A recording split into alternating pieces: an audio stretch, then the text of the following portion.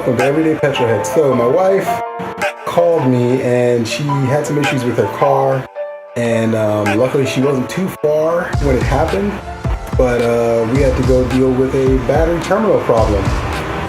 Let's take a look at what's going on.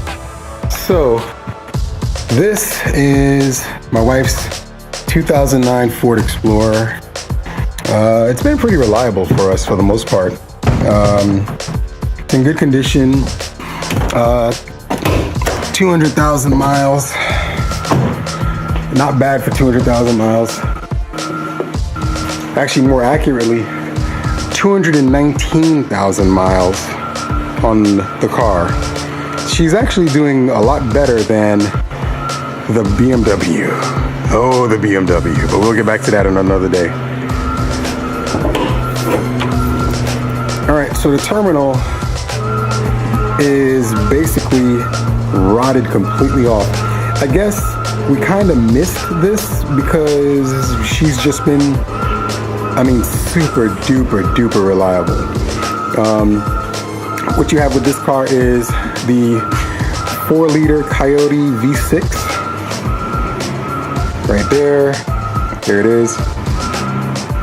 And although I have reservations with the size of the motor, because honestly, why 4 liters for 200 horsepower? That makes absolutely no sense.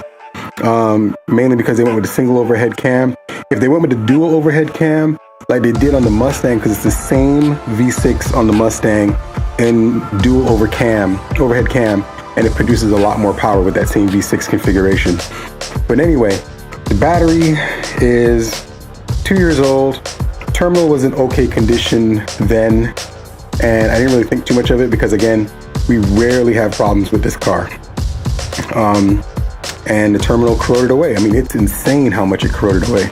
And we're gonna have to fix this. So we will do this a little later on today, and I'll film it and you guys can check it out.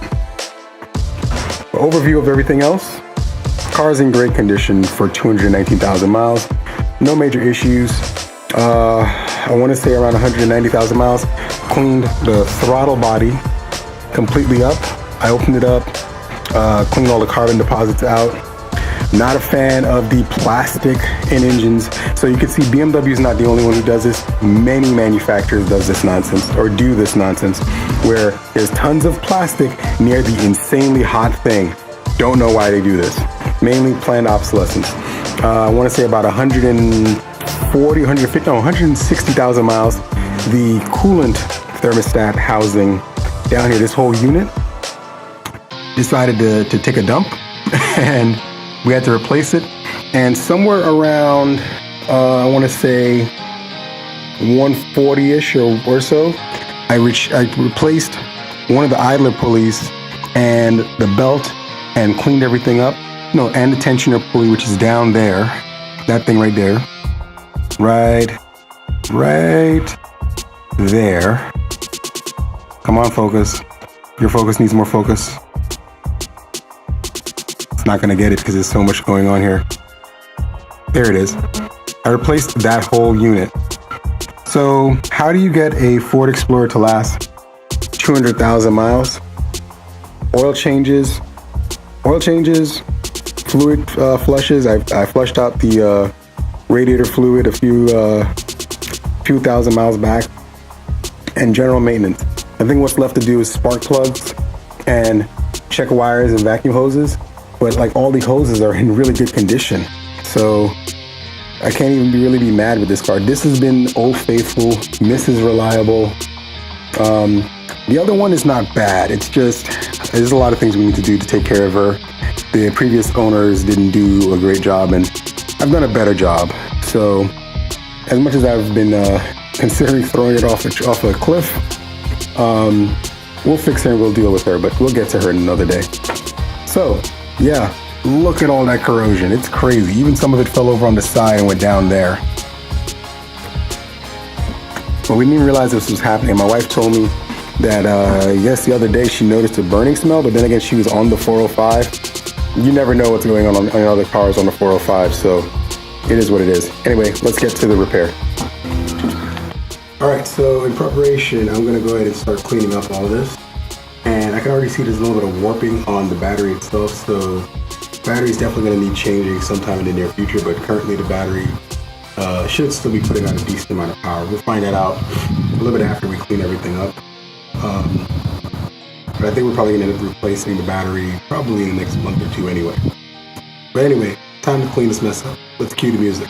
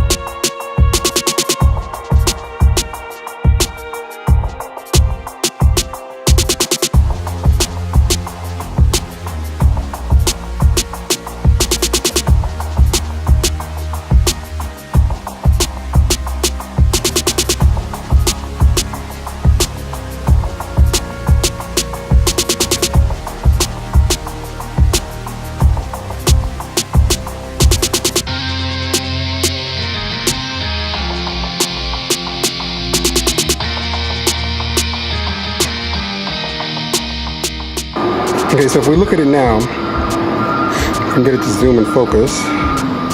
You see the wiring right there? So basically, what I've worked out as I've been busy cleaning this is that around the terminal, the positive terminal, there seems to be, if it would just focus, there we go. You see those holes? Those are vents.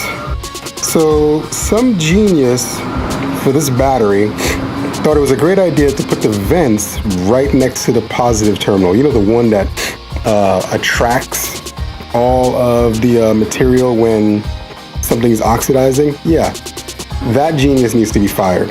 Value power, this battery, don't buy it. It still works, still a good battery, but don't buy it because the vents should never be right by the terminal. That makes no sense. The negative seems fine. No problems here, but I have a solution for it. What I'm going to end up doing is after I put the new terminal on and redo these pieces right here, because I think I'm going to have to cut back some wiring back to like here to get exposed some really good wire. Rewrap those wires first and then attach it to the terminal. Otherwise, I might be able to actually get it to reach because the new terminal, I'm going to bring it around like so. So I might actually be able to get it to reach anyway. But for the most part, you can see the corrosion and wear on the wire right there. And I'm still breaking up this one now. If I can get it to focus. There we go. I'm breaking up this one now to get it to be a little bit better. So, back to the fast forward.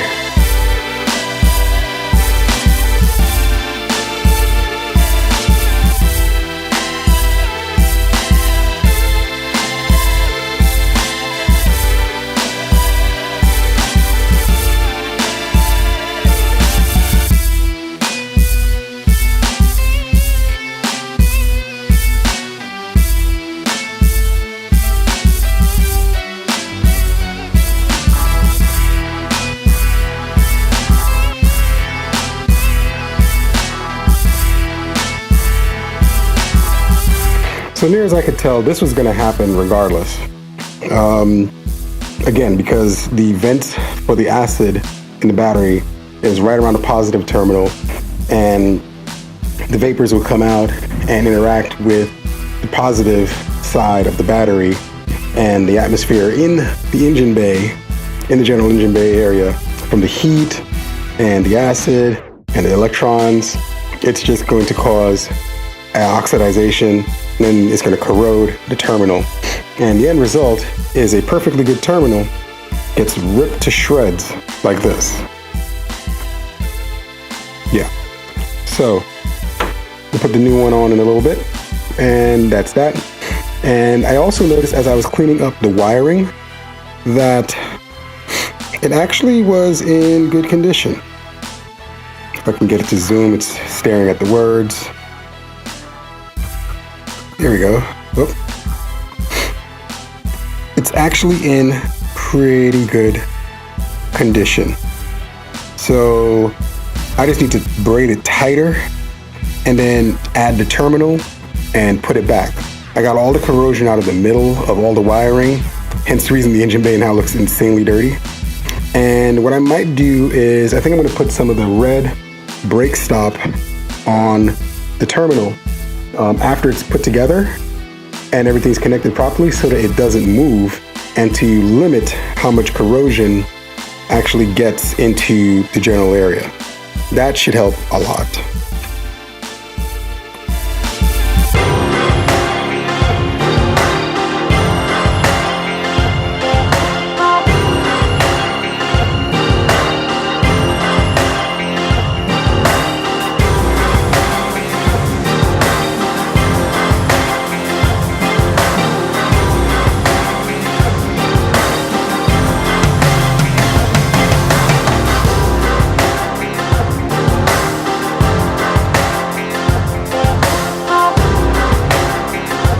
All right, so there you have it. New terminal, nice and clean, nice and set. I don't know if I'm gonna keep this piece because this rubber is like badly burned from the whole situation.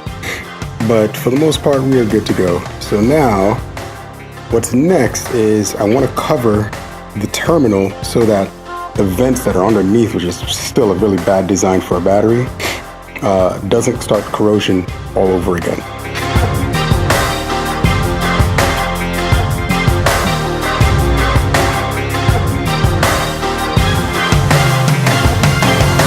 All right, so what I did was I had some of the brake quiet stuff. It's red, and once it dries, it creates like a seal around it. It's almost like paint, but it's not paint, and it will help with avoiding the corrosion. So at least for now, this is good until we replace the battery soon. Now all that's left to do is see if she starts. All right, lights are on. That's a good sign. I'm sure everything's gonna light up like a Christmas tree in here.